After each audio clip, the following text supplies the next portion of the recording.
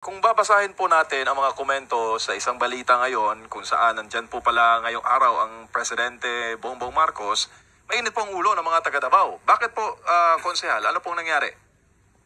Alam mo kasi, yung napanood natin yung interview niya, yung kanina may interview na lumabas sa kanya kanina, na sinasabi niya na parang kanila daw yung project na yon. No, yung nga, doon na medyo sumama ang loob ng mga taga Davao because alam naman talaga ng mga taga Davao na ang pasimuno talaga ng project na yan ay no less than the former President Rodrigo Roa Duterte. Alam nyo, matagal na yan na dream ng ating dating Pangulo, Tatay Digong, na magkaroon ng Coastal Road.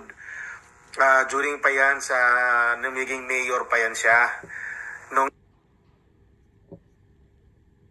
Coastal Road ay gagawin niya para guminhawa naman ang trapiko sa Davao City. So, yung Coastal Road na yan, dire-diretso hanggang sa may Arcastillo.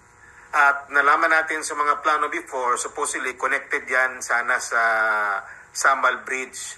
Ang problema lang, hindi nila ma-connect. Dadaan pa ng Castillo, doon aakyat. So, ang mangyayari, kailangan natin ng tulay. Diyan na nga yung Bukana, pati yung doon sa may Santa Ana Wharf. Yung Bukana na tulay na yan, kung di ako nagkakamali, nasa media pa ako noon. Ito lang, just to set the record straight, ano? Hindi naman natin tawag nito, talagang hindi man tayo nagsisinungaling dito. Sinasabi lang natin ang katotohanan para lang malaman din ng taong bayan.